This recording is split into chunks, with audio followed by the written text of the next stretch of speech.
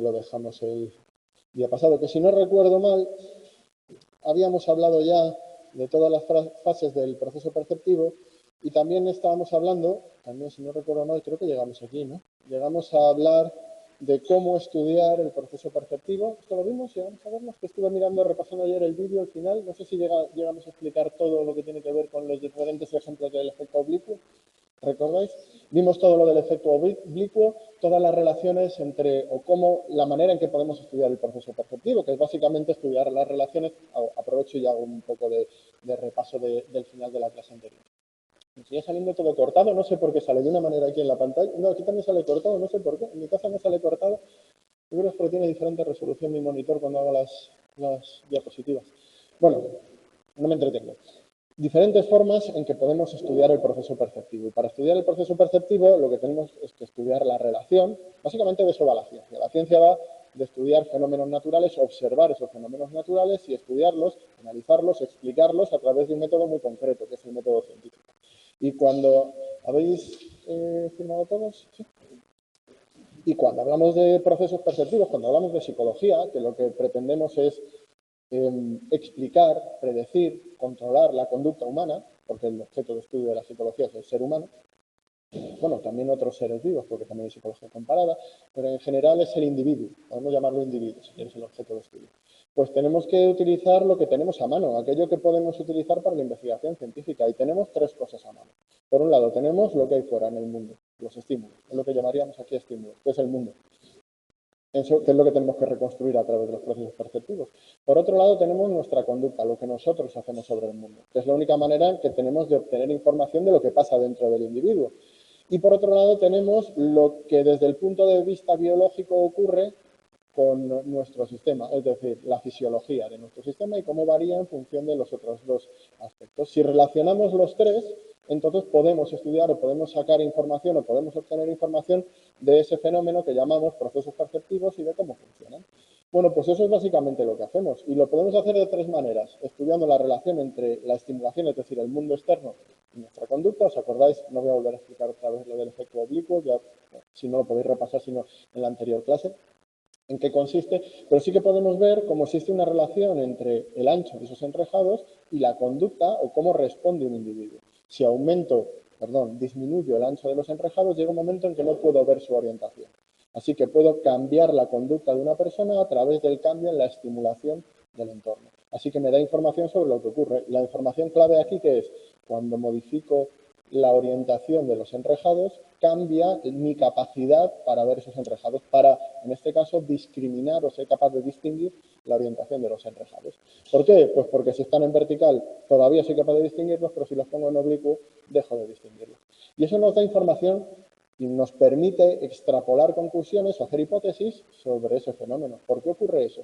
Bueno, ya lo veremos cuando lleguemos un poquito más adelante y cómo nuestro sistema perceptivo, en particular nuestro córtex visual primario, funciona como un detector de características y las diferentes detectores de orientación y movimiento que tenemos. Pero ya lo veremos más adelante. En segundo lugar, podemos analizar la relación entre los estímulos del entorno, entre lo que vemos, lo que está fuera, y la fisiología de nuestro sistema.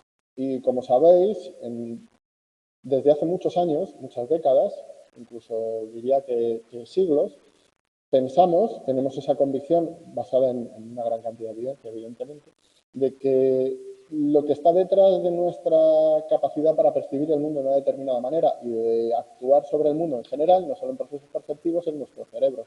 Así que podemos analizar la relación que existe entre cómo modificamos la estimulación o la estimulación que se presenta en el mundo y la fisiología de nuestro cuerpo, en particular la actividad de nuestro cerebro. ¿Qué podemos hacer? Bueno, pues gracias al avance tecnológico ahora resulta bastante más fácil, porque podemos, por ejemplo, meter a alguien en un escáner de resonancia magnética funcional y ver cómo cambia la actividad cerebral en función de esos mismos estímulos ante los que en el anterior experimento analizábamos cómo cambiaba la respuesta conductual.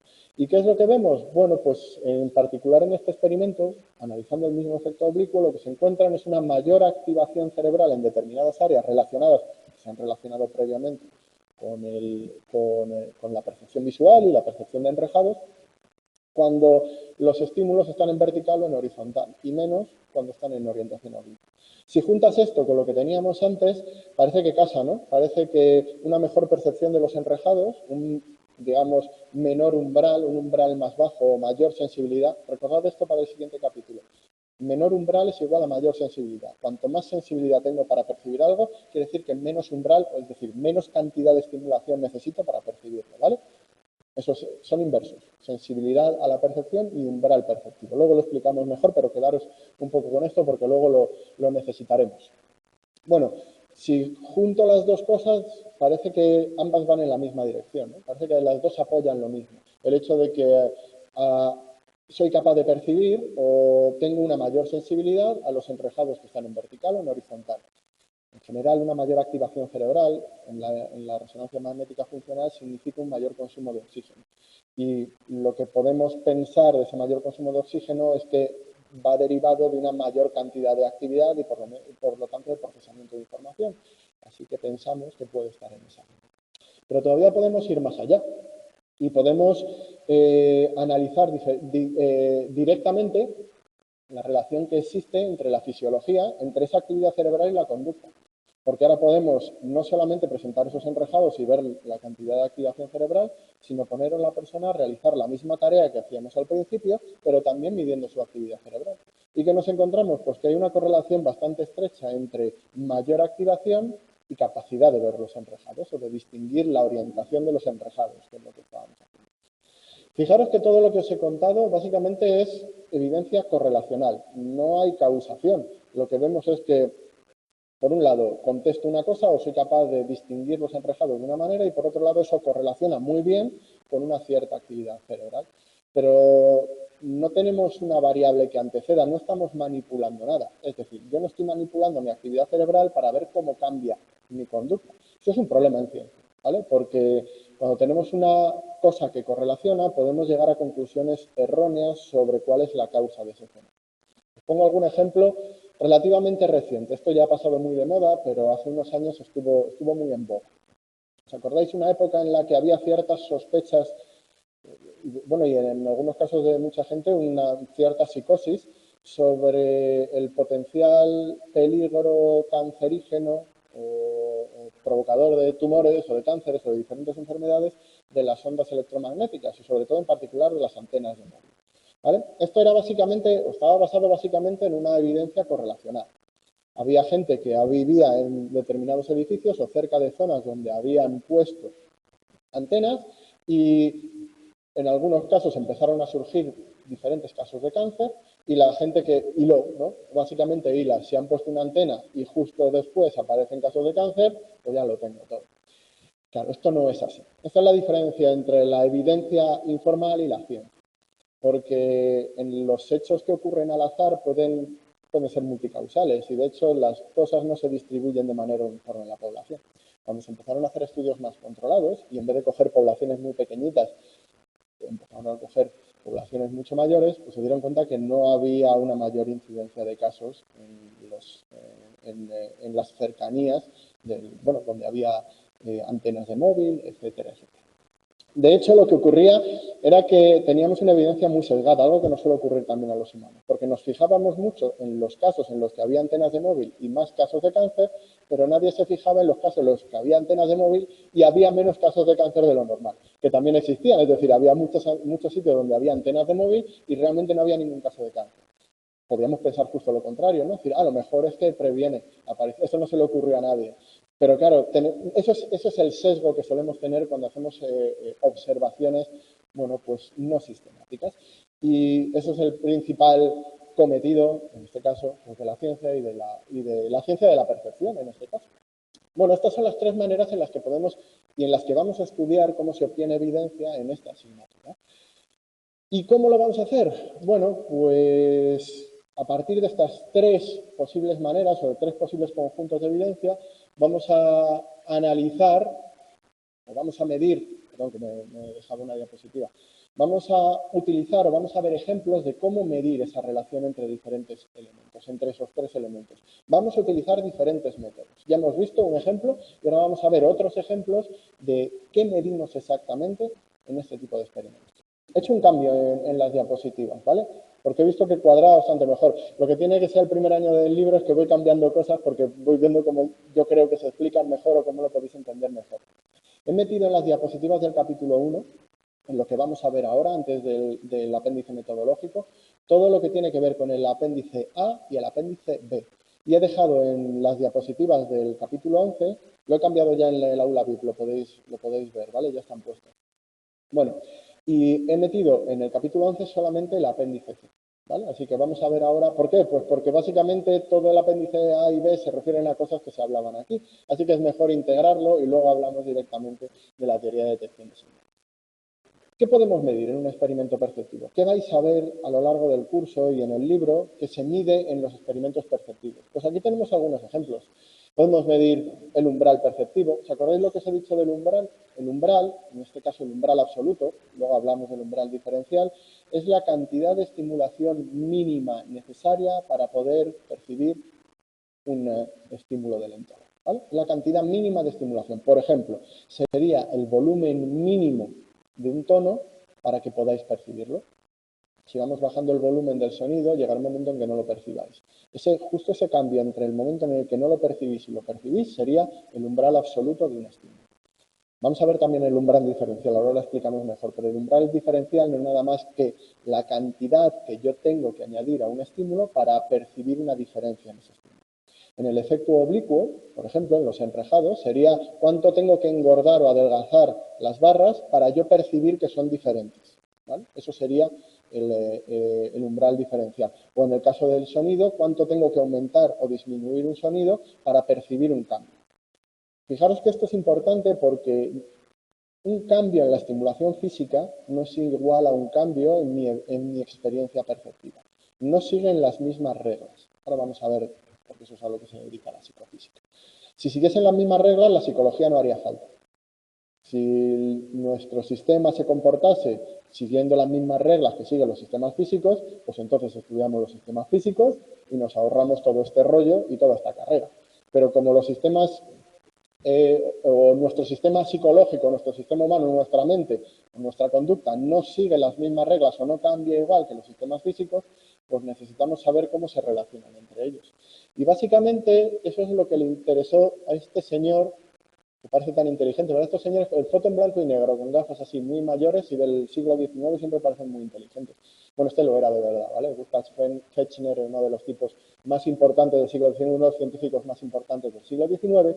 Por cierto, no era psicólogo, ¿vale? Porque, como os podéis imaginar, cuando él era joven, pues no existía la psicología. La psicología se fundó como ciencia común, pues, a finales del siglo XIX, 1879, si no recuerdo mal, cuando fundó el primer laboratorio. Por supuesto, esto tampoco es cierto, ¿vale? La psicología no se fundó un día porque a algún se le ocurrió poner un laboratorio y dijo, queda fundada la psicología. La psicología, como ámbito de investigación, ya existía desde hace mucho tiempo, porque a todo el mundo le interesaba qué leches hay dentro de nuestro cerebro o por qué nos comportamos de la manera que nos comportamos. Pero como ciencia separada de otras, nació a finales del siglo XIX. Y, por tanto, tiene sus precursores. Y uno de sus precursores es la ciencia que denominamos psicofísica, que este tipo, Gustav Fechner, se interesó por investigar. ¿Y en qué consiste esta nueva rama de la ciencia? Pues en algo que se había resistido a la investigación científica durante mucho tiempo.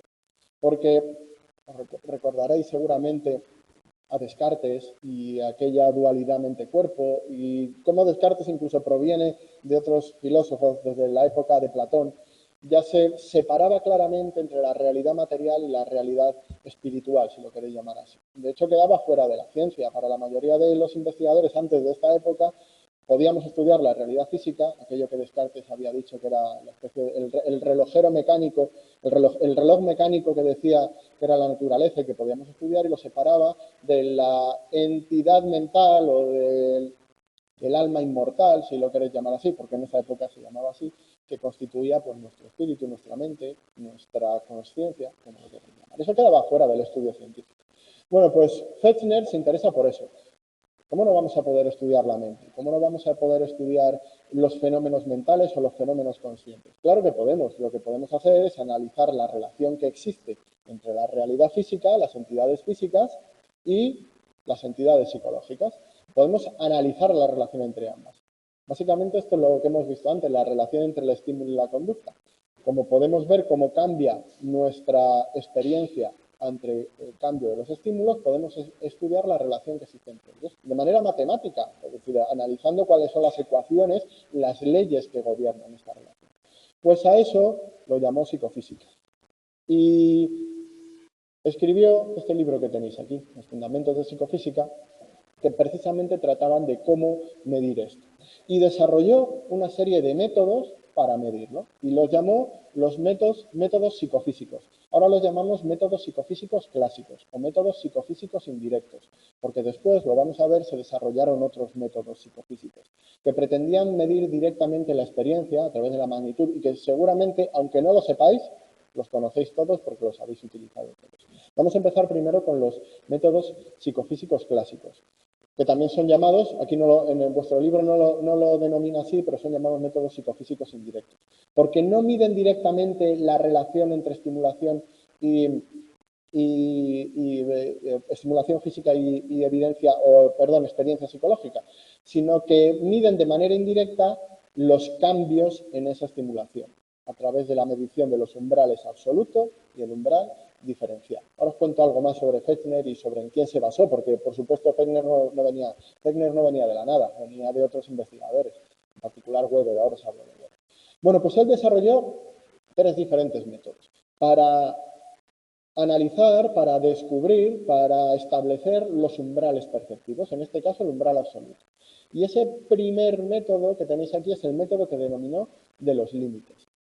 ¿Cuál era la idea de Fechner? La idea es, bueno, si queremos averiguar cuál es la estimulación mínima necesaria para que alguien pueda percibir un estímulo concreto, y os podéis imaginar lo que queráis, desde un sonido, una luz, yo qué sé, un color, un cambio en la presión del aire, lo que os imaginéis, cualquier estímulo físico, ¿vale? Bueno, pues lo que tenemos que hacer es coger una gradación de estímulos, ¿vale? Desde un estímulo muy flojito, que no se perciba nunca, hasta un estímulo muy fuerte que se perciba siempre. Por ejemplo, lo vamos a hacer con un sonido, ¿vale? Cogemos un sonido muy flojo, 5 decibelios. 5 decibelios seguramente no oiríais un sonido, ¿vale?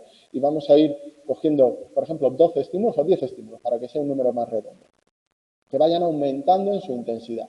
Desde 5 hasta 80, por ejemplo, ¿vale? En 5, 10, bueno, ¿cuánto salen? Para que salgan 10. 5, 10, 15, no, esto va a ser de demasiado poco. 10, 20, 30, 40, 50, 60, 70, 80, 90 y 100, ¿vale?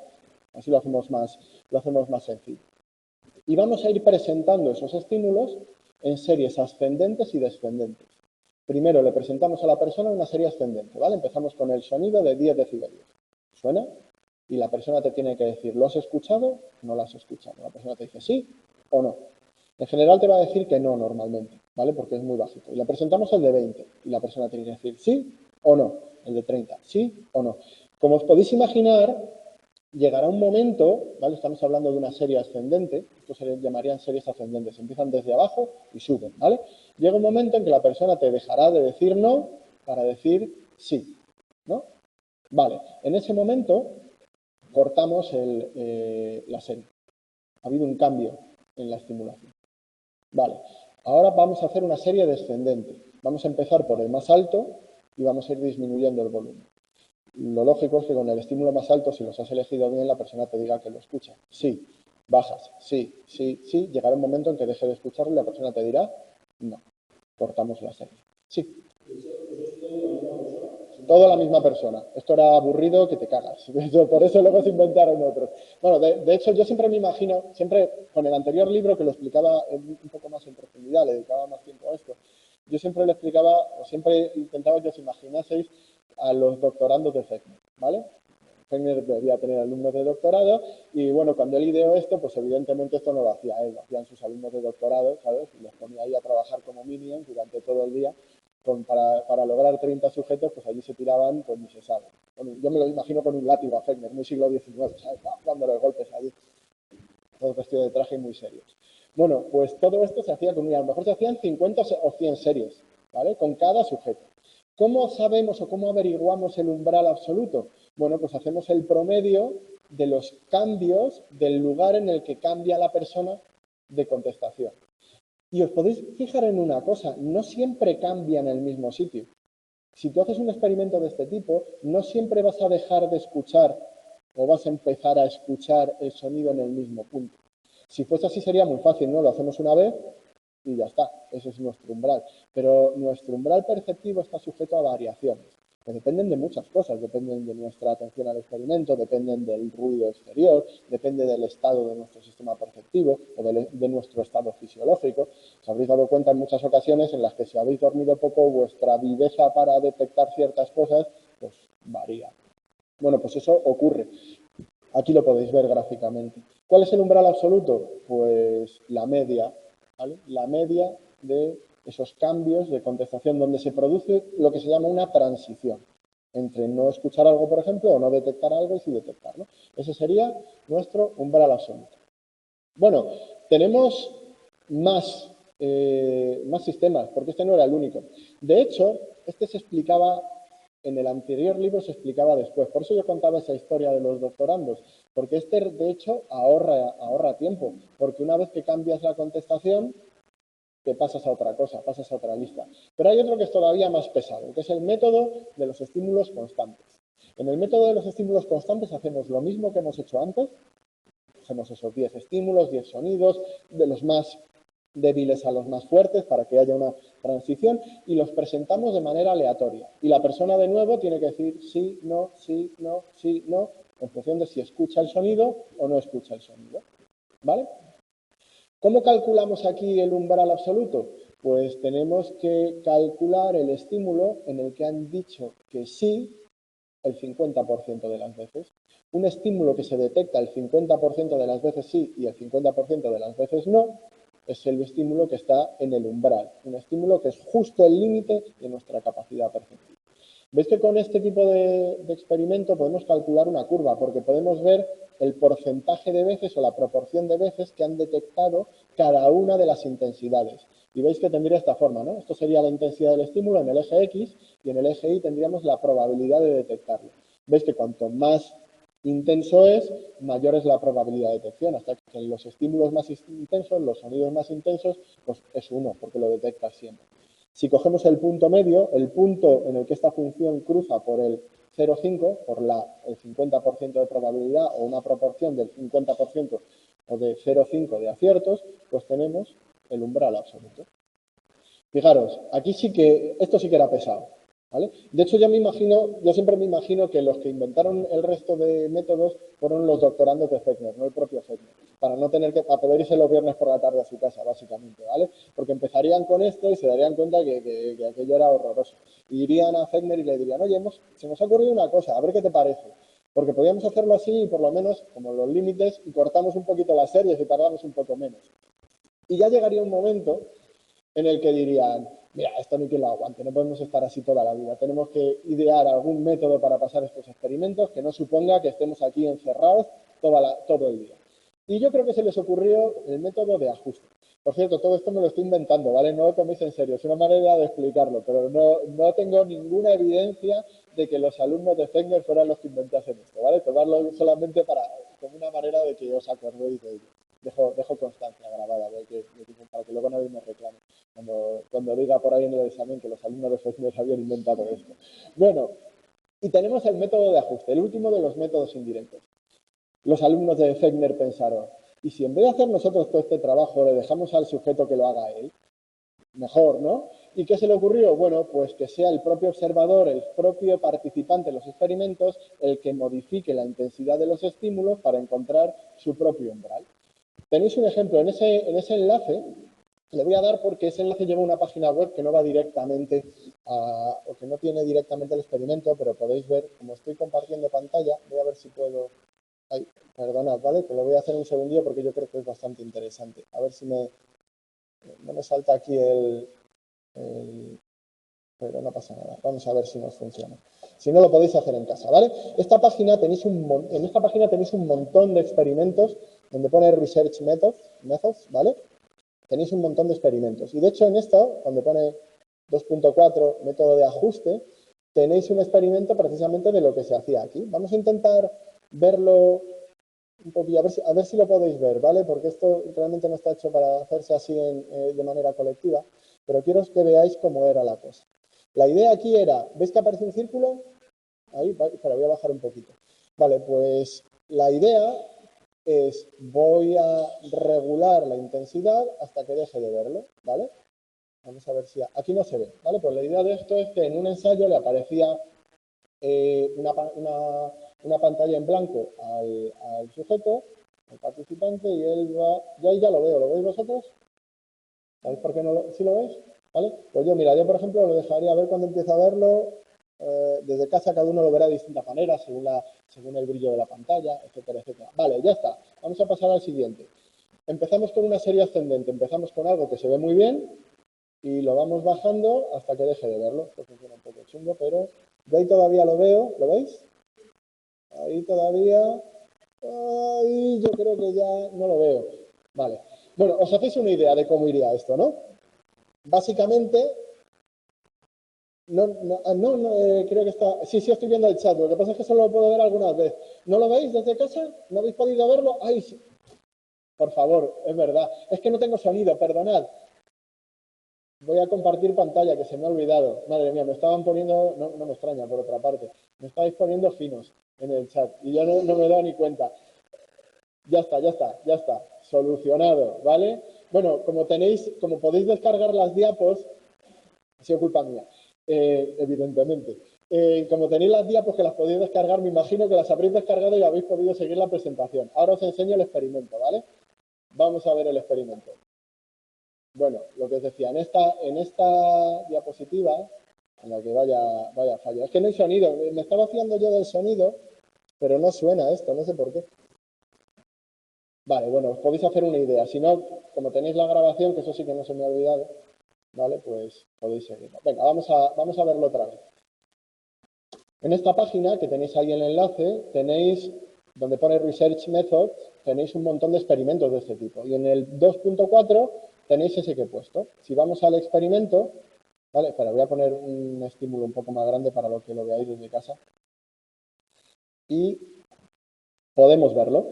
Veis que ahí aparece, ahora sí aparece el estímulo. Lo que haría el experimentador en este método, el participante en este método, es ajustar la intensidad del estímulo hasta que o bien deje de verlo o, si no lo ve, empiece a verlo. ¿Qué hacemos después? Lo dejamos aquí, ¿vale? Y ahora sí pongo la pantalla. Ahí. ¿Qué hacemos después? Pues hacemos el punto medio de todos los puntos de transición, de los ajustes del sujeto, y ya tenemos el umbral absoluto. Espero que ahora sí que lo vean en casa, porque me tenéis que haber visto el chat. No estabais ninguno en clase, me lo podéis haber dicho. Si estabais alguno metido en clase, no estabais, no metidos en clase. Porque si no me llego a enterar, me asesinan. Bueno, esos son los métodos indirectos para medir una cosa muy concreta, el umbral absoluto. Ya sabéis en qué consiste el umbral absoluto, ¿no? Hay muchas más cosas que hablar sobre psicofísica, pero tampoco tenemos tanto tiempo como para hablar de ellas. Pero, claro, ¿y si lo que queremos medir no es la energía estimular necesaria para poder percibir un estímulo, lo que hemos medido ahora, sino que queremos medir, bueno, pues el umbral necesario para percibir un cambio? ¿Qué cantidad de energía física es necesaria para percibir un cambio a nivel consciente, a nivel personal? Bueno, pues eso es lo que se llama el umbral diferencial, o como se suele llamar también, porque su creador o el que le dio nombre es Weber. ¿Veis que es casi contemporáneo de Fechner? Fechner había leído a Weber y de hecho en su libro nombra a Weber porque fue el que le dio la idea para calcular precisamente el umbral diferencial, y de hecho utiliza la ley de Weber, que es previa a todo esto, para, bueno, pues para establecer un método para calcular el umbral diferencial. Bueno, pues el umbral diferencial no es nada más que lo que os decía antes, la diferencia necesaria en estimulación física para percibir de manera psicológica, en la dimensión psicológica, una diferencia entre dos estímulos.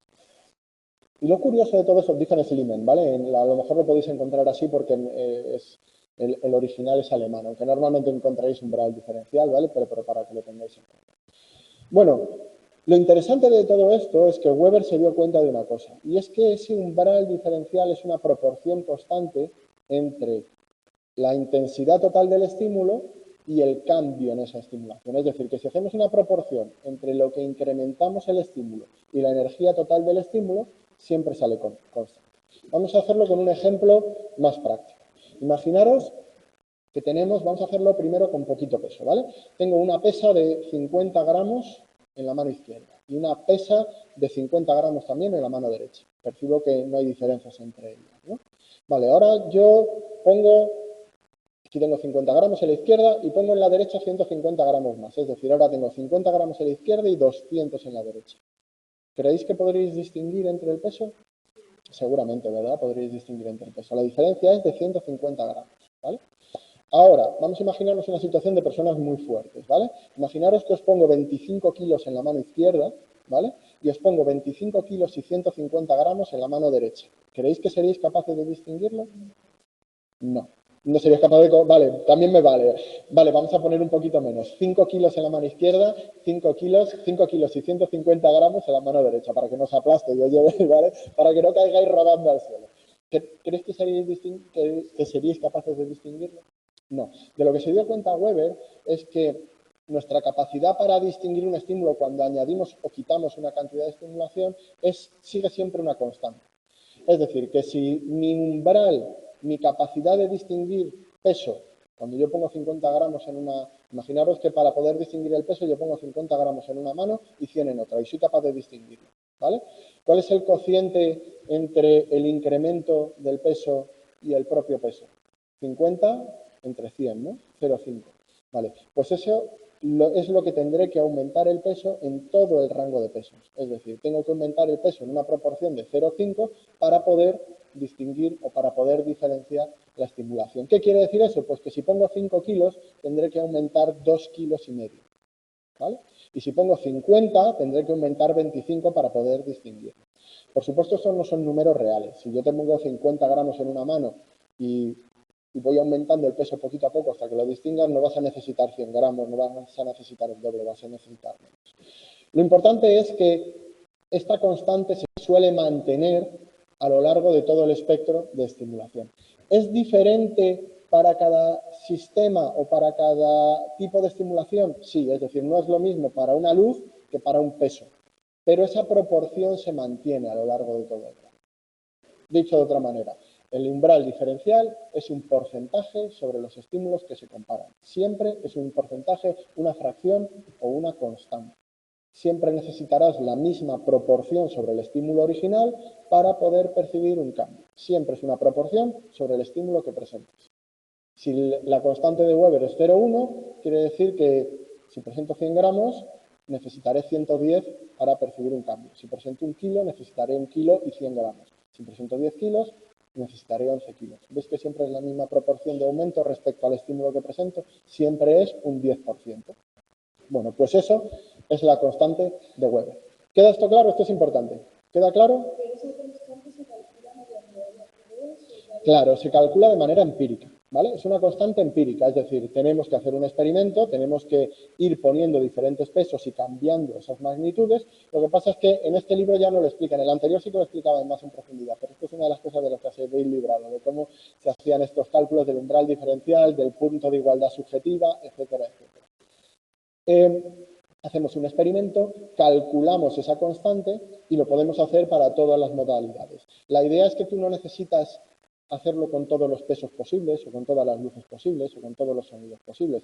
Si has hecho un experimento en un rango, esta constante debería decirte cuál será el umbral diferencial para cualquier rango en esa modalidad sensorial. ¿Vale? Bueno, pues esto es medir los umbrales, básicamente. Fijaros, esto es muy importante en experimentos como el que vamos a ver un poquito más adelante en el siguiente capítulo, es decir, cuando nos acostumbramos a la luz en la oscuridad. Podéis ver como nuestros umbrales no son fijos. ¿Os ha pasado alguna vez? Apagáis la luz, en cuanto apagáis la luz y estéis en oscuridad, por ejemplo por la noche, es muy difícil ver nada. Pero cuando pasa un tiempo, empecéis a ver mucho mejor. Lo habéis visto, ¿no? Que la capacidad para ver en la oscuridad aumenta con el tiempo. Esto es... ¿A qué equivale? Pues a que disminuye nuestro umbral. Nuestro umbral absoluto ha disminuido por la adaptación de nuestros receptores. ¿Por qué ocurre esto? Lo veremos en otro capítulo, ¿vale? Pero veréis que tiene una gran utilidad en un gran número de experimentos. De hecho, veremos un montón de experimentos basados en esta psicofísica. Sí, efectivamente, y de hecho en el libro, no sé si lo has leído en el libro ese ejemplo, pero en el próximo capítulo vais a ver que en el libro pone ese ejemplo. Eso también salió en Mythbusters, si no me equivoco, en Los Cazadores de Mitos. ¿Os suena el programa de Cazadores de Mitos de National Geographic?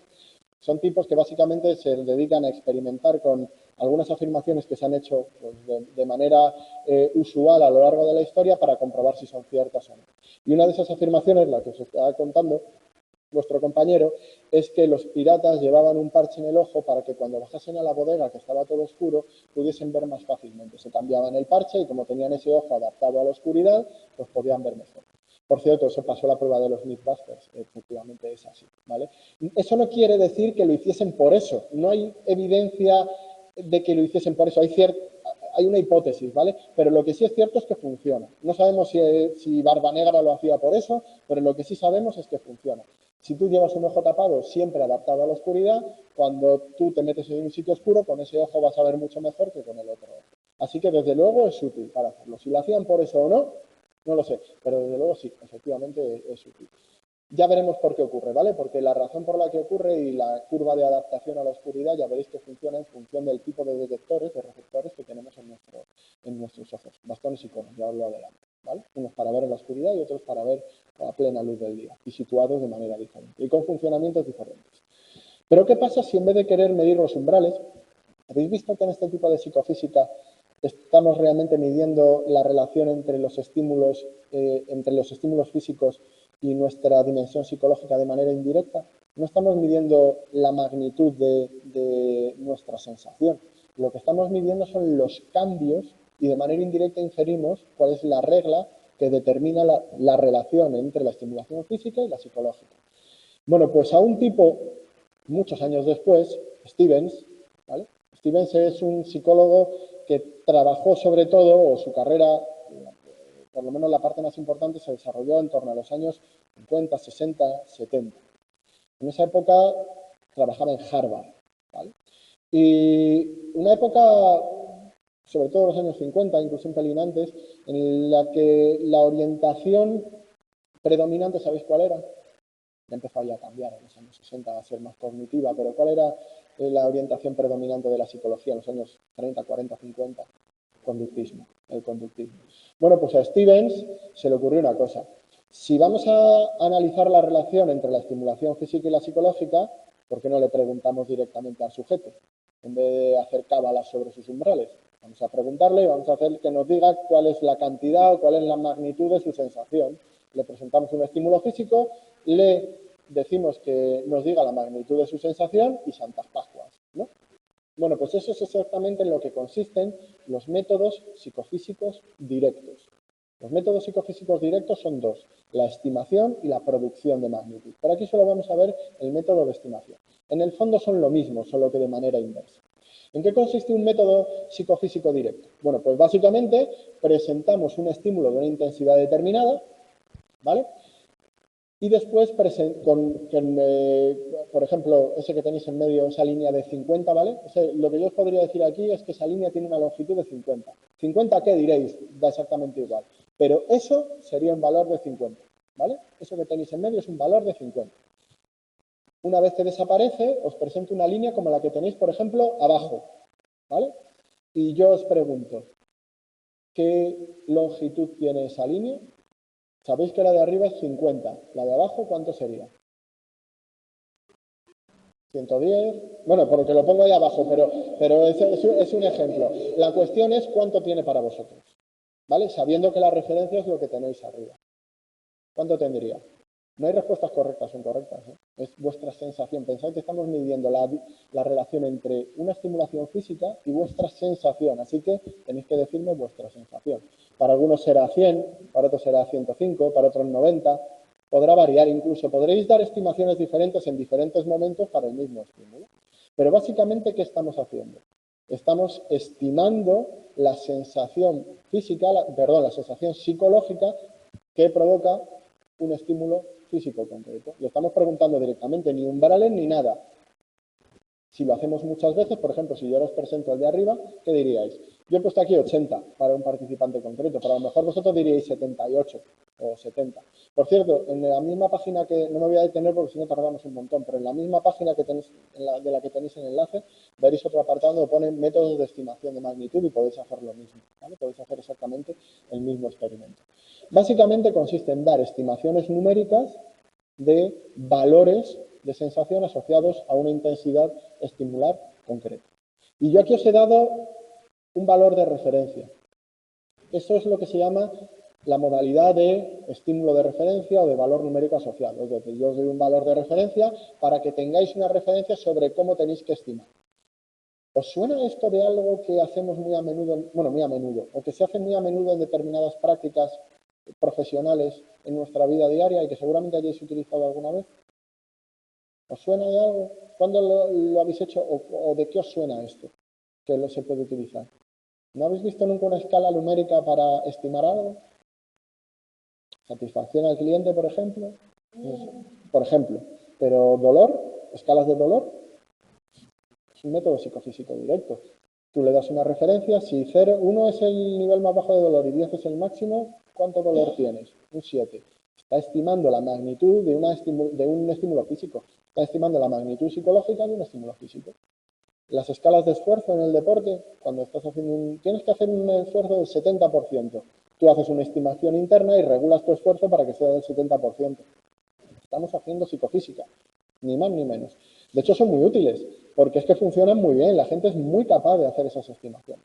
Por supuesto, se puede hacer también sin módulo, porque yo os podría haber puesto estas líneas sin ningún tipo de número y dejaros que vosotros utilicéis la escala, porque la escala no es importante. Da igual si esto es 50 o 1000. Lo importante es que vosotros vais a hacer las estimaciones en relación o bien a una escala que yo os presente o a la que vosotros os imaginéis. Si yo no os hubiese puesto módulo, cada uno hubiese intentado buscar una escala que se adecuase a esos estímulos. Y si yo os digo, sin ver aquí el 50, ¿cuánto es la longitud de esa línea? Pues a lo mejor alguno dice 0,5 porque está pensando en metros. Y otro dice 57 porque está pensando en centímetros. O alguien de Inglaterra dice, yo qué sé, ¿cuánto es un pie? 30 y pico centímetros o algo así. Y diría 1,2. Y diréis, 1,2 ¿qué? Bueno, porque está estimando. Lo curioso, ¿sabéis qué es? Que con independencia de la escala, la función, la relación sería la misma. Esto es lo que se llama la ley potencial de Stevens. Stevens, a través de estos experimentos con psicofísica directa, mejoró, madre mía, que ha salido otro desastre. La ecuación real es S igual a C E elevado a K, ¿vale? ¿Qué quiere decir esto? Bueno, pues Stevens se dio cuenta de que todas estas estimaciones, con independencia de la modalidad sensorial a la que se refieran, es decir, si sean sonidos, si sea dolor, si sea brillo, cualquier estimulación física, seguían una misma función o un mismo conjunto de funciones potenciales. ¿Por qué potenciales? Bueno, pues porque aquí lo importante va a ser el exponente. Madre mía, es que sale un desastre. Si esto todavía he dejado yo todo colocadito, perfecto. Bueno, sí, en PDF seguramente salga bien. Lo que pasa es que como tenía los enlaces y todo, pues no lo he abierto. Pero mira, me has dado una idea. Voy a cambiarlo y voy a abrirlo. Lo tengo puesto en PDF. Así que, porque creo que no tengo ningún vídeo ni ningún enlace más. Bueno, si lo hay, lo cambio, ¿vale? Vamos a ver si así sale bien. No es lo mismo, pero... Vale. A ver... Que se me queda esto colgado. Mucho mejor, ¿verdad? Gracias. Bueno, aquí sí lo tenéis bien. Bueno, pues se dio cuenta de que seguían todos la misma función, o por lo menos un grupo de funciones. ¿Y qué es esta función o cómo se describe esta función? Pues en el fondo es muy sencillo. Lo que viene a decir es que la sensación es igual a una constante. ¿Esa constante por qué? Pues porque depende de la modalidad sensorial. Dependiendo de la modalidad sensorial que estés, tendrás que añadir una cantidad u otra cantidad. Pero como es constante no nos interesa, es simplemente un valor. Es igual a la sensación, la sensación es igual a la estimulación física, al valor de la estimulación física, elevada a un exponente K. ¿Y por qué esto es importante? Porque este exponente K nos da la relación que existe entre el mundo físico y el mundo psicológico. Fijaros, en una función potencial, cuando el exponente es 1, ¿qué nos queda? Pues que la sensación es igual a la estimulación, ¿no? Porque si es 1, no cambia la estimulación. La sensación de 5 será igual a una estimulación de 5. Y si voy cambiando la estimulación, el exponente no lo modifica. ¿Y qué nos dice eso? Pues que la relación entre la intensidad del estímulo, nos vamos para que lo vean los de casa, que no ven mi puntero. La relación entre la dimensión física, que es lo que tenéis en el eje X, intensidad del estímulo, y la sensación, la dimensión psicológica, es lineal. ¿Lo veis como en la línea verde, con K igual a 1, la relación es lineal? La sensación aumenta de manera proporcional e igual en todo el intervalo a la estimulación física. ¿Vale? Pero, ¿qué pasa si ese exponente es mayor que 1? Si ese exponente es mayor que 1, quiere decir que la sensación aumenta más rápido que la estimulación física. ¿Vale? Es decir, que si yo aumento al doble la estimulación física, por ejemplo, una descarga eléctrica, el valor de sensación asociado de dolor no va a aumentar el doble, va a aumentar más. Bueno, eso es exactamente lo que ocurre con las descargas eléctricas. ¿Vale? Si yo en un experimento pongo pequeñas descargas en los dedos de un participante, si yo pongo una descarga de, pongamos, 1 amperio, ¿vale? Tiene un valor de sensación de dolor. ¿Cuándo? 3. Si yo pongo 2, ya no es 6, es 7 y pico u 8. Y si pongo 10, ya me da valores mucho más altos. ¿Vale? Quiere decir que la relación entre la estimulación y la sensación no es lineal, sino que aumenta de manera exponencial. ¿Lo veis, no? ¿Qué pasa si el exponente es menor que 1? Si el exponente es menor que 1, quiere decir que nuestra sensación psicológica aumenta más despacio que la estimulación física. Por ejemplo, imaginaos que vamos, no lo hagáis, ¿vale? Otra de esas cosas que aviso por si acaso. Imaginaos que vamos a mirar al cielo, vamos a mirar directamente al sol, ¿vale? No lo hagáis, no, vamos a imaginárnoslo. Y os voy a decir que estiméis el brillo del sol con un valor, ¿vale? Imaginar que le dais un valor al sol, la escala es la que sea, da exactamente igual, pero damos un valor de brillo al sol de 100, ¿vale? Imaginaros que ahora pongo al lado otro sol, como en el problema de los 3 cuerpos, ¿os acordáis que había en la serie? Bueno, pues ponemos al lado otro sol que sea el doble de brillante. ¿Cómo creéis que percibiríais ese sol? ¿Creéis que percibiríais el doble de brillo? La cuestión es que no percibiríais el doble de brillo, seguramente lo percibiríais casi igual, porque se saturan, vuestros receptores tienen un límite sensorial, ¿vale? Llega un momento en el que hay tanto brillo, bueno, de hecho, si miráis no miréis al sol, ¿vale? Pero si miráis al sol os vais a dar cuenta, básicamente os quedáis cegados, no podéis ver nada, ¿vale? Veis un máximo de brillo y llega un momento en el que, de hecho, si os quedáis mirando os vais a quedar ciegos, ¿vale? Vais a tener lesiones graves, así que no lo hagáis. Pero básicamente lo que hay es un límite. Pues esto es lo que refleja esta curva roja con exponentes menores que 1, que llega un momento en el que un cambio en la estimulación no provoca un cambio en nuestra sensación y que para provocar un cambio en la sensación hace falta aumentar muchísimo la estimulación. ¿Vale? Por eso tenemos esta forma logarítmica de la función. De lo que se dio cuenta Stevens es que de este grupo de funciones podía describir todas las diferentes formas de función que había encontrado antes Fechner.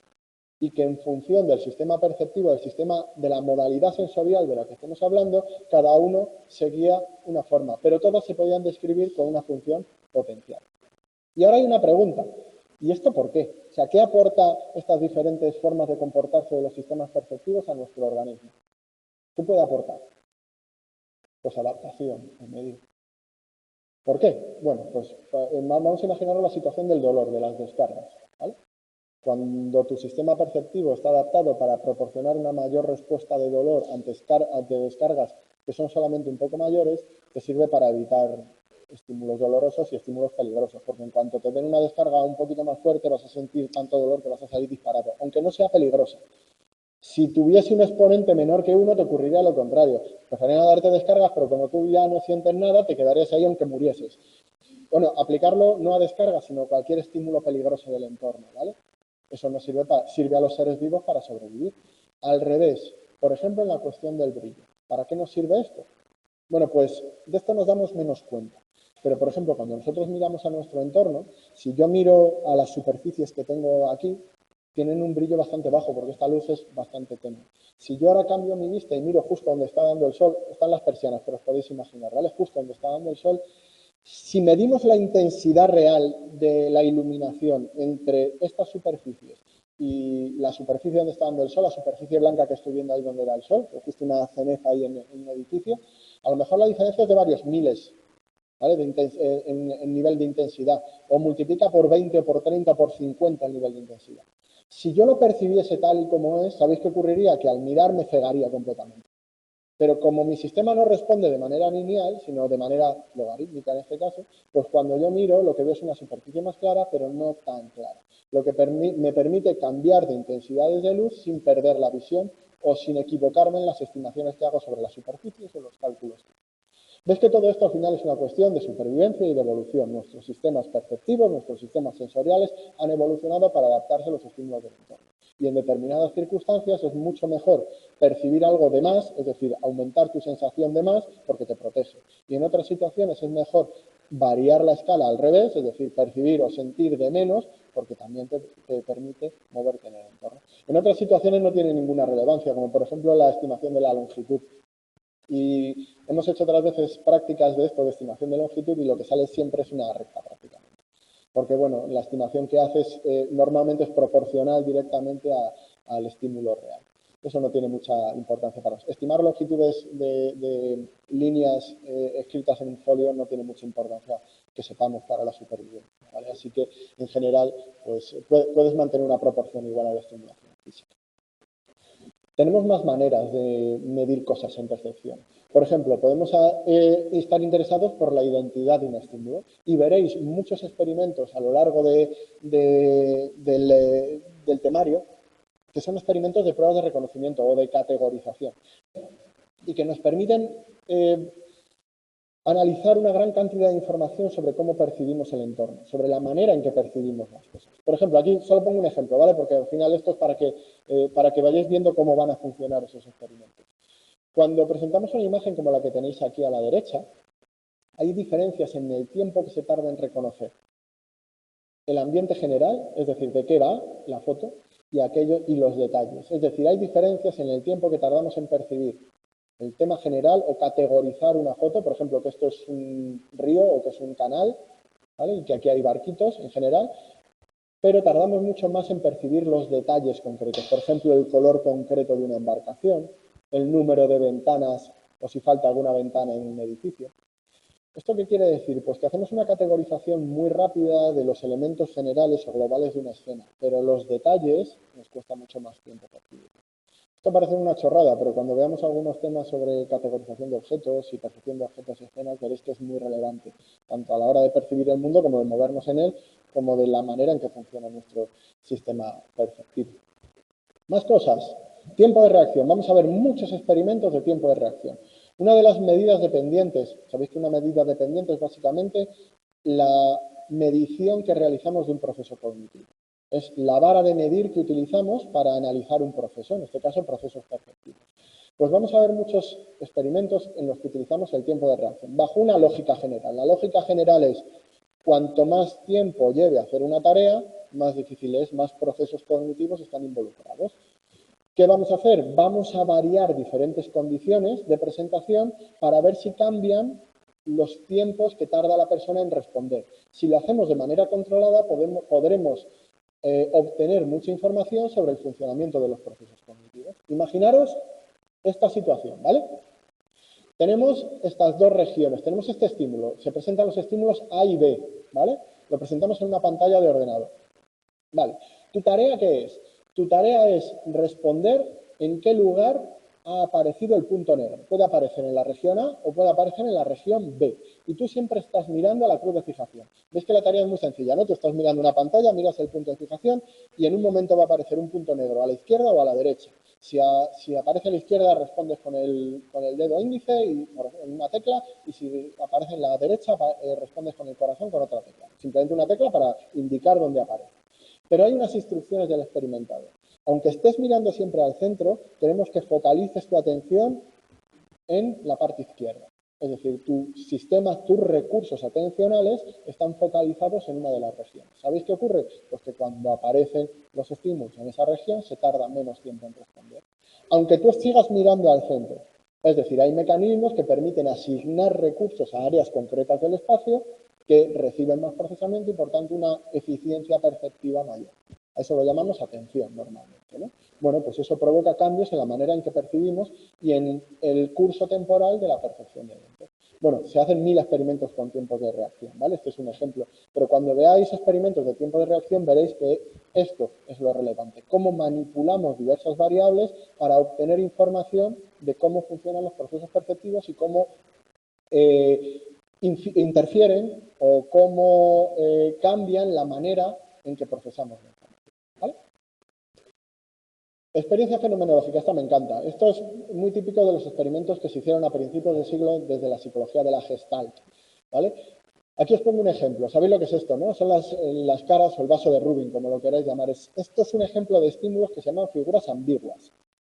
¿Y en qué consisten este tipo de experimentos fenomenológicos? Que, por cierto, ahora realizamos también muchísimo, porque al final lo que estamos tomando aquí es la experiencia consciente del sujeto. Bueno, pues le pedimos a la gente que nos describa lo que ve.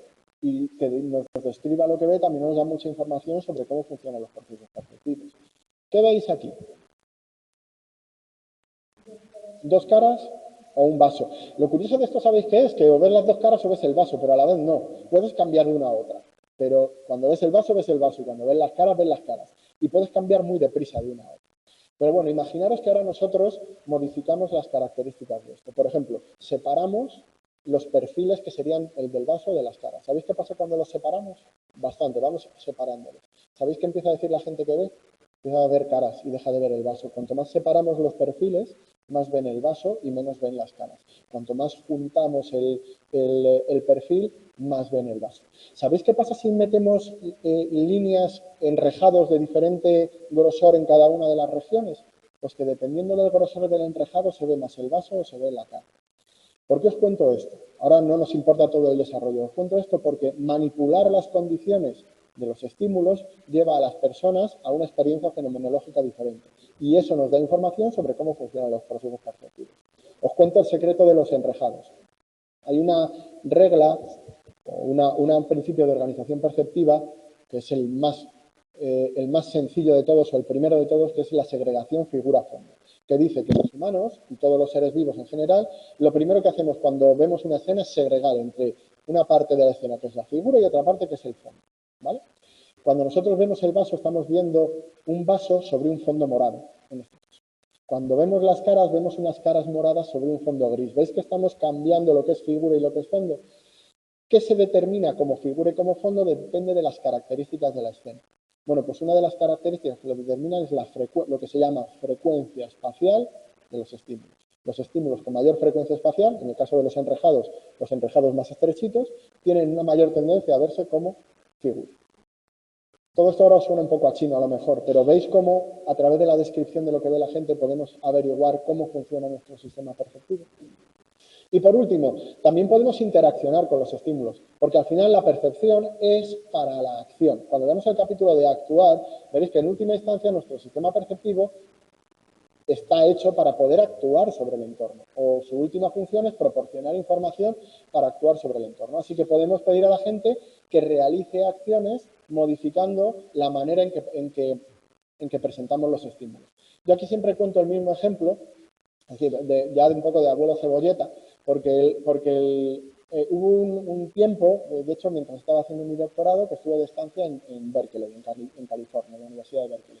Y allí estuve con un profesor que se llama Richard Ivory, que también hace muchos libros de percepción de este tipo, y allí y yo me metí en esa línea de investigación estudiando sobre aprendizaje sensoriomotor. Básicamente, lo que analizaban era cuáles son los mecanismos que utiliza el cerebelo para dar feedback sobre las acciones rápidas que hacemos, por ejemplo, batear en un campo de béisbol. Allí el tipo de experimentos consistían en un cacharro que habían ideado, que era, ¿sabéis? Como una tablet, como un lápiz de una tablet, ¿vale? Pues le habían puesto ese cacharro, ¿habéis visto lo del hockey, el air hockey? Esto de darle a la pastillita sobre la mesita, que es como una mesa de billar. Bueno, pues habían clavado un lápiz de estos de tablet en eso del hockey y le habían puesto una tablet gigante. Entonces, en la pantalla del ordenador, tú podías, con ese disco virtual, lanzar una especie de pelotita a diferentes lugares. Lo que hacían en esos experimentos era, a mí me lo hicieron, era bastante curioso. utilizaban TMS y TDFS. Básicamente es un chispazo que te atraviesa el cerebelo y te lo fríe un poco, pero solo de manera puntual, ¿vale? Luego se recupera. Pero cuando eso pasa, resulta que eres incapaz de compensar ciertas desviaciones que ocurren en el entorno. Por ejemplo, si yo modifico la dirección de la pelota respecto a lo que yo hago, yo me doy cuenta de ello y puedo modificarlo para compensar esa trayectoria. Bueno, si te fríen el cerebelo no lo puedes hacer, ¿vale? Bueno, pues este tipo de experimentos también nos indican cómo los procesos perceptivos dan feedback e información a otros procesos motores para cambiar la manera en que actuamos. Simplemente a modo de curiosidad, porque veremos muchos experimentos de este tipo, sobre todo en el capítulo de acción, ¿vale? Se llama actuar, o lo hemos traducido como actuar, ¿vale? Una última cosa, esto no es parte del examen, ¿vale? Porque es parte por cierto, ¿qué hora es?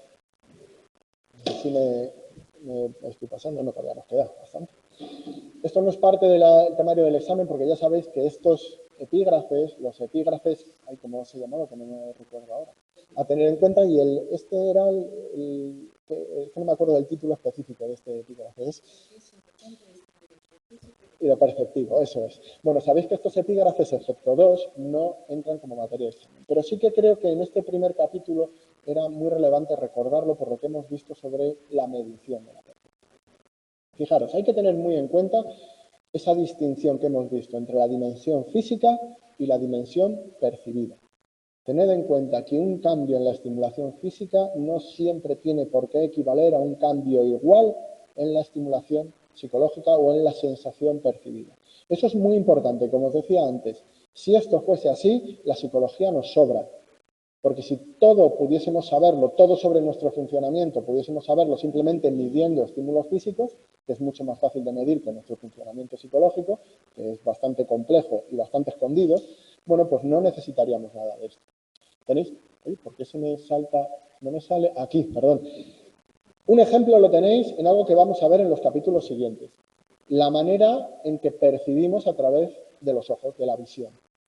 Cuando nosotros percibimos el mundo, realmente solo estamos percibiendo la luz reflejada de los objetos y solamente de una parte muy pequeña del espectro electromagnético. De hecho, el espectro electromagnético va desde los rayos gamma, emitidos por fuentes muy grandes de radiación, como por ejemplo bombas termonucleares, el Sol, etcétera, etcétera, pasando por los rayos X, ya sabéis lo que son los rayos X, es decir, ondas de más energía, hasta el radar, la radio, la televisión. Todo es exactamente lo mismo, la misma radiación electromagnética. Lo único que la diferencia es su frecuencia o, dicho de otra manera, su longitud de onda, el largo de la onda, ¿vale? O el número de ciclos por minuto de la onda. Pero nosotros somos totalmente ajenos a todo lo que cae fuera de este rango tan pequeñito, entre los 400 y los 700 nanómetros de longitud de onda, que es a lo que somos sensibles. Es decir, todo lo que nos aparece en el mundo a través de la visión es solamente lo que está en el rango o la estimulación que está en el rango de los 400 y los 700 nanómetros. ¿Y cómo no se nos representa? Pues como el color. ¿Vale? Fuera de eso, para nosotros no existe nada. Cuando vemos el mundo, no vemos el mundo, vemos una parte pequeña del mundo. Seguramente una parte pequeña que era muy útil para la supervivencia y que nos permite ver y sentir lo que necesitamos para poder sobrevivir. Pero no penséis en términos de realismo ingenuo, es decir, de que cuando yo abro los ojos veo el mundo o veo la realidad. No, veo una parte muy pequeña de la realidad. Hay otra parte de la realidad a la que soy completamente insensible. Porque seguramente hay una gran cantidad de ondas de radio, de ondas del wifi y todo, que estén pululando por aquí y que nos darían información sobre el mundo por su rebote sobre los objetos. De hecho, sabéis que otros organismos son sensibles a otras partes del espectro, el infrarrojo, por ejemplo, en las serpientes, y son capaces de detectar cambios en el calor de los objetos. Bueno, si nosotros tuviésemos sensibilidad a otras partes del espectro, cambiaría nuestra visión del mundo y de la realidad. Bueno, habéis visto cámaras de infrarrojo, ¿no? Como la de Predator, la de Depredador. Bueno, pues cambiaría nuestra visión del mundo y también la manera en que actuaríamos. Simplemente tenerlo en cuenta, ¿vale? Terminamos este capítulo y comenzamos con el capítulo siguiente. A ver, voy a echar un vistazo la descarga. ¿Se ve bien? Vale, no habéis hecho ninguna pregunta más. Ahora voy mirando cada poco tiempo por si acaso. Vamos a empezar con el primer apéndice. Voy a poner el PDF, pero voy a abrir también el PowerPoint porque Por si acaso tengo alguna cosilla que quiero enseñaros, algún enlace que quiero enseñaros, ¿vale? A ver, ¿se ha cerrado? ¿Se ha cerrado? Ah, no, está aquí, está aquí. Vale. Bueno, como os decía, vamos a pasar a los apéndices metodológicos, pero como ya hemos visto todo lo del apéndice A y el apéndice B, ya nos hemos quitado gran parte de los apéndices metodológicos. Y nos vamos a centrar en la teoría de detección de señales. ¿Y por qué es importante la teoría de detección de señales? Bueno, pues es importante en relación con lo que hemos visto antes sobre la medición de la magnitud y de los umbrales de los estímulos, de cómo somos capaces de discriminar estímulos o cómo podemos o cómo sentimos o percibimos la estimulación. La teoría de detección de señales es una teoría muy antigua, bueno, relativamente antigua, ¿vale? De los años 40 a 50. Y no viene de la psicología, no se diseñó o no parte de la psicología, sino que es una teoría ingenieril. De hecho, se desarrolló en el ámbito de la Segunda Guerra Mundial para entrenar a gente para ser capaz de discriminar señales en un fondo de ruido. ¿Sabéis para qué es útil eso, no? En una guerra. Básicamente, porque si estás en un submarino pues, y estás utilizando un sonar, pues está muy bien que sepas distinguir una ballena de un submarino enemigo. Y si estás en una base aérea y estás en Inglaterra durante la batalla de Inglaterra, ¿vale? Y eres parte de la RAF y eres un operador de radar, pues está muy bien que sepas distinguir cuando se acerca una flota de la Luftwaffe o cuando son una bandada de pájaros. Eso en el fondo son señales, que son las que nos interesan, en un fondo de ruido, porque toda señal, toda estimulación no se da en el vacío, sino que se da en un fondo de otra estimulación. Cuando antes os he presentado ese circulito pequeño, y tenéis que, bueno, lo estaba haciendo yo, pero tenéis que mover la línea para ver dónde dejabais de percibirlo, ese estímulo no es un estímulo que se presenta en el vacío. Vuestra percepción de ese estímulo depende de otras cosas que están ocurriendo en el ambiente. El tipo de pantalla, vuestra distancia a la pantalla, la cantidad de luz exterior, lo despistados o no despistados que estéis en ese momento, la cantidad de sueño que tengáis, si lleváis gafas o no, pues ya lo he dicho, la distancia al objeto, un montón de cosas, ¿vale?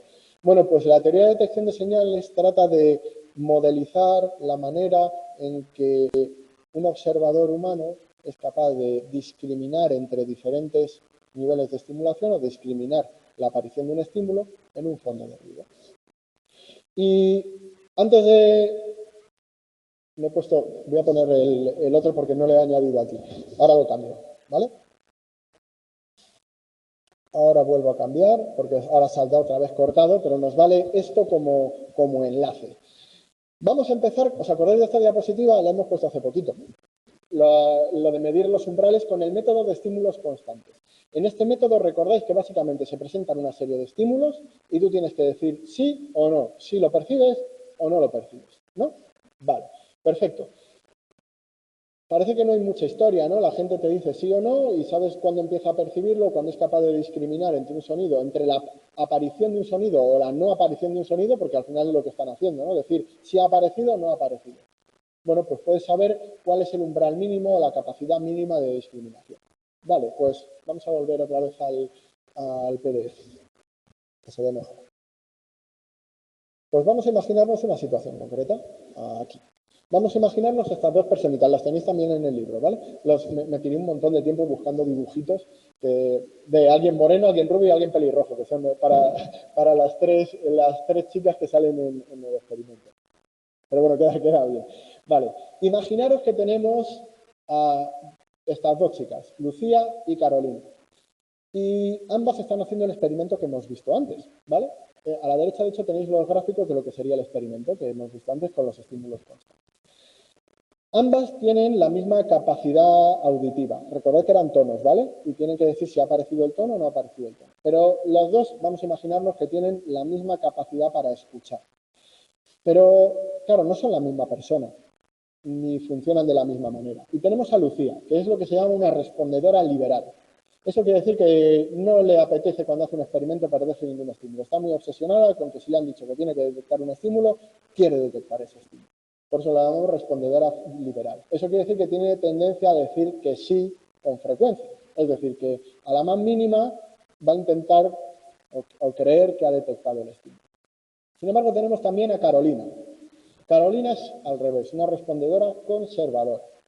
No le gusta decir que sí por las buenas y necesita estar muy segura de haber escuchado el estímulo para decir que sí. Así que tiende a responder que no porque necesita mucha evidencia para decir que sí. Es muy conservadora en ese aspecto, ¿vale?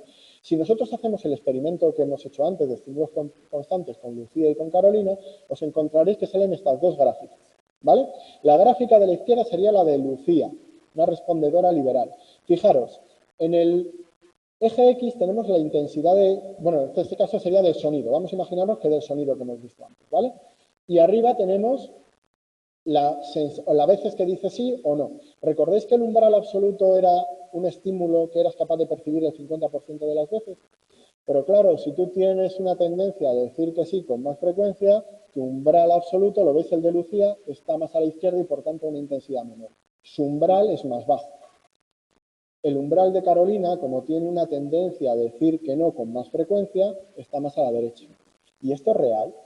Es decir, ¿su umbral perceptivo realmente es diferente? ¿O tiene que ver con otras cosas? Recordad, escuchan exactamente igual, tienen la misma capacidad auditiva. No, tiene que ver con otras cuestiones, con su criterio a la hora de responder. Este tipo de experimento de medición de umbrales nos está dando resultados engañosos porque nos dice que ambas tienen diferentes capacidades auditivas, sensoriales, cuando realmente tienen la misma capacidad sensorial y lo que se diferencian es en otras cosas. Este es uno de los problemas que tenían los métodos clásicos psicofísicos. El hecho de que estaban sujetos a variaciones que no tenían que ver con los propios sistemas perceptivos, sino con los criterios de respuesta de un sujeto. Y para eso nace la TDS, para poder medir de manera independiente la capacidad, la sensibilidad o capacidad sensorial, discriminabilidad de una persona y sus sesgos o particularidades a la hora de tomar una decisión sobre qué responder. Porque cuando tú respondes algo no depende solo de lo que ves, sino de tu criterio a la hora de responder. Lo vamos a ver con algunos ejemplos, ¿vale? Porque vamos a hacer un experimento básico de TDS. Vamos a ver cómo se hace un experimento básico de TDS con Lucía y con Carolina, sabiendo lo que ya sabemos sobre ellas, ¿vale? Que son liberales a la hora de responder o son más conservadoras a la hora de responder. Experimento básico de TDS. Tenemos un experimento en el que vamos a tener 200 ensayos. En 100 ensayos va a aparecer un sonido y en 100 ensayos no va a aparecer nada, ¿vale?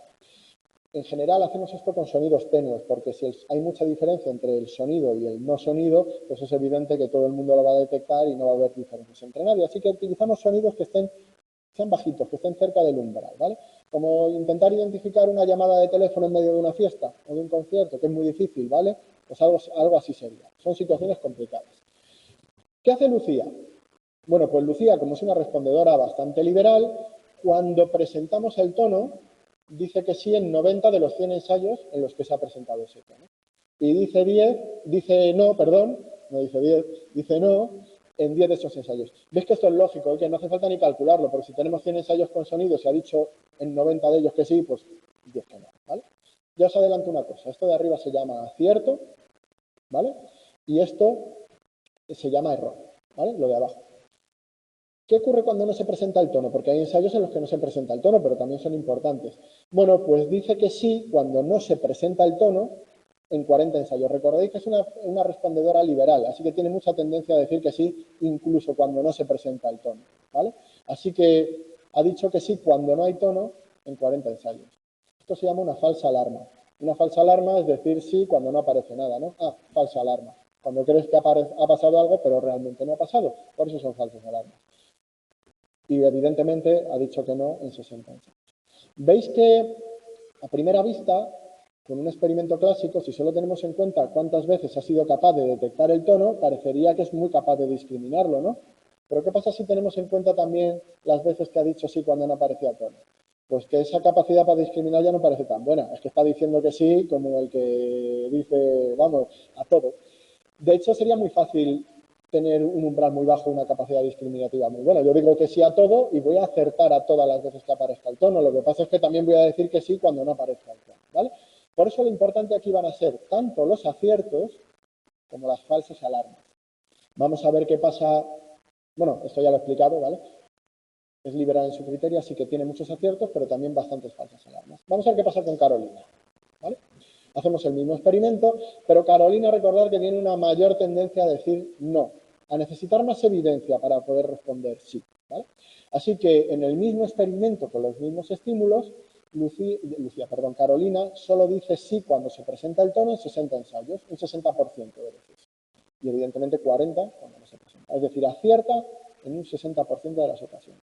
¿Pero qué pasa con los ensayos en los que no hay sonido, los otros 100? Bueno, pues que dice sí cuando no se presenta el tono solo 10 veces. ¿Veis que tiene un menor número de aciertos, pero a la vez también tiene un menor número de falsas alarmas? Su conservadurismo la hace acertar menos, pero a cambio tiene algo bueno. Falla menos cuando no ha aparecido el sonido. Por eso nos importan tanto aciertos y falsas alarmas. Conservadora, tiene un criterio conservador. ¿Pero esto significa que tengan diferentes umbrales perceptivos o diferente capacidad perceptiva? Pues no tiene por qué. Porque esa capacidad perceptiva va a depender de su propio sistema perceptivo, no de los cambios en el criterio. Vamos a ver cómo afectan los cambios de criterio a la manera en que responde la gente. Imaginaros esta situación.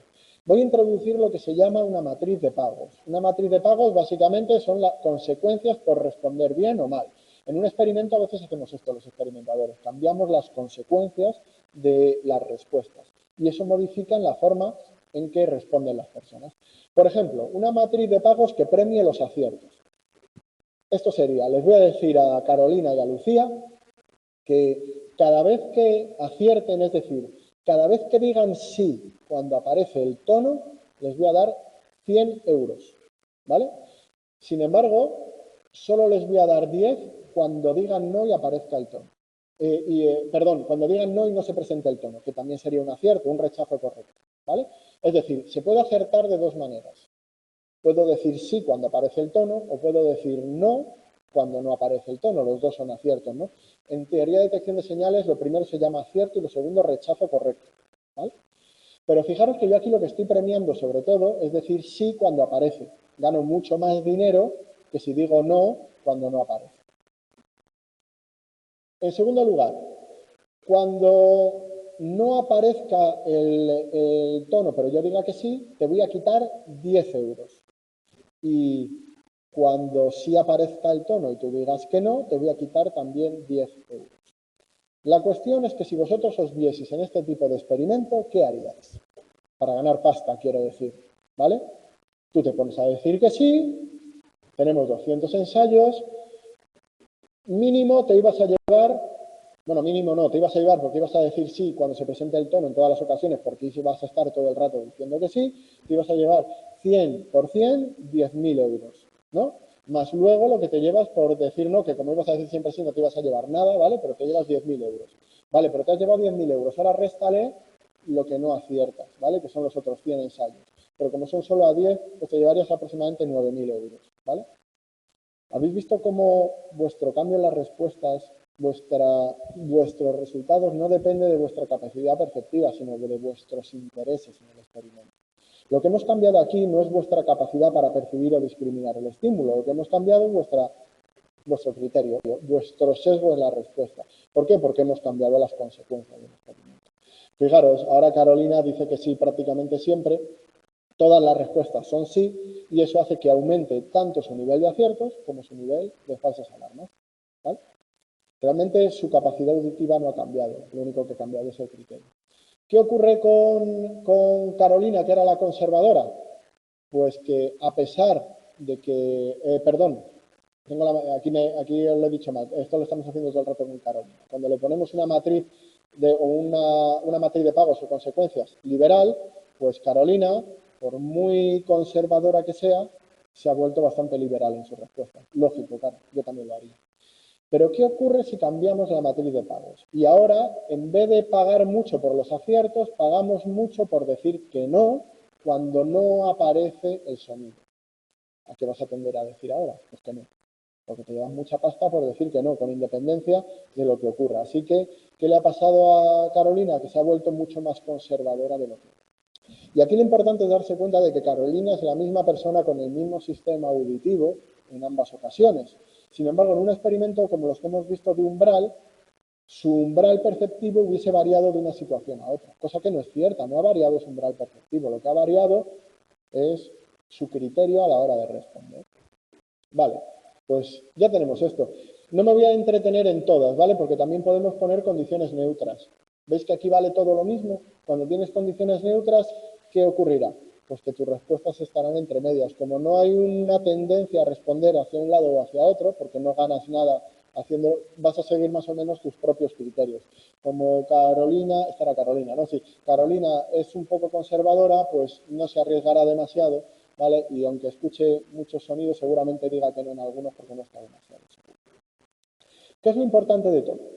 Pues que nosotros podemos representar todo eso que hemos hecho en un gráfico. En un gráfico que tiene en el eje X las falsas alarmas y en el eje Y los aciertos. Recordad, las falsas alarmas son las veces que dices sí cuando no aparece el estímulo y tú dices que sí ha aparecido. Los aciertos son las veces que tú dices sí y realmente sí ha aparecido. ¿Veis que estos puntos rojos son los puntos de Carolina en cada uno de las matrices de pagos que hemos visto de las consecuencias? Consecuencia liberal, arriba, consecuencia neutra en medio y consecuencia conservadora. ¿Vale? Y veis que representan el número de aciertos y falsas alarmas en el eje X y aciertos que tienen en cada una de las condiciones. Lo interesante de esto es que nosotros podemos representar una función que veis que en todos los casos cae por el mismo lado, es decir, todos los puntos de Carolina caen en la misma función o lo que se llama la misma curva core o curva ROC. Curva ROC en inglés, curva core en español, ¿vale? Característica operativa del receptor, que viene a significar cómo se comporta un receptor, un participante, en diferentes situaciones, ¿vale? Lo más importante es que esta curva representa la sensibilidad, la capacidad discriminativa de Carolina, que veis que es la misma, cae en la misma función, en la misma recta, lo que recta en matemáticas es la función, ¿vale? En la misma función, a pesar de los cambios de criterio. Esta curva core nos representa su discriminabilidad. Si no tuviese capacidad ninguna, imaginaos que pongo un sonido tan tenue que no se escucha nunca, ¿dónde creéis o qué forma creéis que tendría esta función? ¿Por dónde pasaría? Fijaros, estoy representando falsas alarmas y aciertos. ¿Dónde creéis que cae? ¿Qué forma tendría? Voy a plantearlo de otra manera. ¿Qué ocurriría con los aciertos y las falsas alarmas si yo no soy capaz de discriminar cuándo aparece el estímulo y cuándo no? ¿Así? Pensar en aciertos y falsas alarmas, ¿vale? Si yo no soy capaz de discriminar, ¿cómo aumentan los aciertos y las falsas alarmas? ¿Cómo estoy respondiendo? Al azar, ¿no? Respondo al azar. Si respondo al azar, ¿qué quiere decir? Que tengo las mismas posibilidades de acertar que de no acertar, de cometer un acierto que una falsa alarma, un rechazo correcto que un error, exactamente lo mismo. Quiere decir que las falsas alarmas y los aciertos aumentarán en la misma proporción. Así que lo normal es que tenga la misma proporción de aciertos y de falsas alarmas, porque no soy capaz de distinguir, ¿no? Si aumentan a la vez, ¿dónde estarán en cada punto? Pues en la diagonal. Sería una recta perfecta que pasaría por el medio. Una recta perfecta que pasa por el medio nos indica que la persona no tiene ninguna capacidad de discriminar. No, tendrías las mismas que aciertos. Recuerda que estás respondiendo al azar. Si tú tienes más falsas alarmas que aciertos, quiere decir que o has entendido algo mal en el experimento o algo raro ha pasado. ¿Por qué? Porque si tú estás diciendo más veces que sí cuando no aparece que veces que sí cuando sí aparece, quiere decir que estás contestando sí a cuando no aparece. Y a lo mejor lo que estás haciendo es mal el experimento, porque piensas que tienes que decir que sí cuando no aparece. ¿Vale? Pero al azar significa que no eres capaz de distinguir, así que tú estás respondiendo como salga. Y la cuestión es que eso daría lugar a la misma proporción de falsas alarmas y de aciertos. Por eso, una línea recta en la diagonal sería la situación en la que no eres capaz de discriminar nada. O dicho de otra manera, la distancia de esta curva core al centro del eje de coordenadas, a la línea recta que pasa por la diagonal, nos indica la discriminabilidad de esa persona, la capacidad de discriminar el estímulo de esa persona, ¿vale? Luego veremos que eso se llama D', ¿vale? Pero nos indica la sensibilidad. Por eso, ya os adelanto algo y termino con esto, estas curvas core también se llaman de otra manera. Cada una de ellas se llaman curvas de isosensibilidad, porque cada una de ellas representa una sensibilidad concreta ante los estímulos, ¿vale? Bueno, ya tenemos a Carolina y hemos construido su curva core. Podemos hacer lo mismo con Lucía. Recordáis que Lucía era más liberal, ¿no? si no recuerdo mal. Bueno, pues vamos a ver qué pasa cuando tenemos el mismo experimento con diferentes consecuencias para Lucía. Pues ocurrirá lo mismo, cambiará su criterio, ¿no? Ella cambiará su criterio en función de las consecuencias.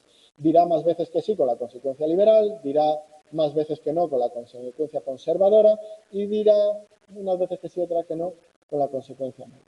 Pero fijaros, a pesar de que sus números son diferentes, el número de aciertos y de falsas alarmas es diferente, ¿veis que sus puntos caen exactamente sobre la misma curva? Sobre la misma curva que hemos visto antes, son los puntos verdes, ¿vale? Los puntos verdes son los mismos que teníamos antes. ¿Qué quiere decir esto? Que aunque sus respuestas son diferentes, su sensibilidad al estímulo, su capacidad para discriminar el tono es exactamente la misma. Bueno, pues esto es importante porque este experimento de TDS nos permite diferenciar entre diferentes puntos sobre una curva core que representan diferentes criterios a la hora de responder y diferentes curvas core que nos indican diferentes sensibilidades. Una curva core más cercana al medio, es decir, una curva que pasase más cerquita del punto central, nos indicaría no solamente que hay diferentes criterios, sino que esa persona es capaz de distinguir peor los sonidos. Sin embargo, realmente Lucía y Carolina tienen la misma capacidad para distinguir ese estímulo. Solo se diferencian en sus criterios de respuesta. ¿Os habéis fijado que la teoría del umbral y los experimentos de detección de umbral no nos permitían diferenciar esto? Y le íbamos a asignar a Lucía y a Carolina diferentes valores de su umbral perceptivo a pesar de que no lo tienen. Vale, pues viendo este ejemplo vamos a hablar un poco de teoría, sobre teoría de detección de señales. Y creo, queda un minuto, solo os voy a explicar qué son estas cosas y terminamos. En teoría de detección de señales, ya metiéndonos en el ajo, tenemos dos tipos de ensayos, ya los conocéis. El ensayo señal, que es cuando aparece el estímulo, y tenemos también el ruido, que es el resto de estimulación del entorno. ¿Y qué quiere decir eso? Que siempre vamos a tener dos tipos de ensayos. Los ensayos de ruido son aquellos en los que no se presenta el estímulo. Que no se presente el estímulo no quiere decir que no se presente nada. Se presenta todo el resto del universo, todo el resto de cosas, el ruido de fondo. Como en el ejemplo que os decía sobre el teléfono móvil y la fiesta, si no suena el teléfono móvil no se apaga el mundo, está todo el ruido de la fiesta. Cuando suena el móvil o cuando presentas el estímulo sobre el fondo de ruido, ¿vale? Señal más ruido. Esto es importante porque en teoría de detección de señales, el ruido y la señal tendrán una distribución que se llama distribución de probabilidad. Y, es decir, de la intensidad que provocan cada uno de ellos. Y que son diferentes cada uno de ellos, pero están relacionados porque la señal siempre se superpone sobre el ruido. Así que esa distribución estará más o menos separada en función de la diferencia de intensidad entre el ruido y la señal más el ruido. Por poner el último ejemplo, en el ejemplo de la fiesta con el móvil, tu tarea es saber cuándo te están llamando en medio de una fiesta que estás organizando en tu casa, hay música, ¿vale? Muy difícil distinguirlo. Podemos imaginarnos que tienes un móvil con un sonido muy bajito, ¿vale? Hay un ruido muy grande, y la señal del móvil aumenta la intensidad de la estimulación general, ¿no? Pero muy poquito, porque la diferencia o la intensidad del sonido del móvil es muy baja. Así que la diferencia entre el ruido y la señal será muy pequeña, ¿no? Tu capacidad para discriminarlo y por lo tanto coger el teléfono para atender la llamada será muy baja. Pero ¿qué pasa si yo pongo el teléfono a mucha intensidad y encima lo acoplo a un amplificador que permita un petardazo de la leche? Pues claro, la diferencia entre el ruido y el sonido del móvil va a ser muy grande. ¿Y qué va a pasar? Pues que vas a ser capaz de discriminarlo muy bien. Esa es la base de todo esto, ¿vale? Lo dejamos aquí y continuamos la semana que viene. A ver, chicos, vamos a ver si se ve bien. Habría muchos más fallos, perfecto. Que te quiero matar, eso todo me pega. Efectivamente, no solo que habría muchos más fallos, sino, como os decía antes, que se distribuyen al azar. Cuando no eres capaz de distinguir cuando aparece algo y cuando no, pues tus aciertos y tus fallos y tus falsas alarmas se distribuyen al azar, ¿vale? Así que no eres capaz de distinguirlo, básicamente lo que ocurre. Muchas gracias a todos y seguimos la semana que viene.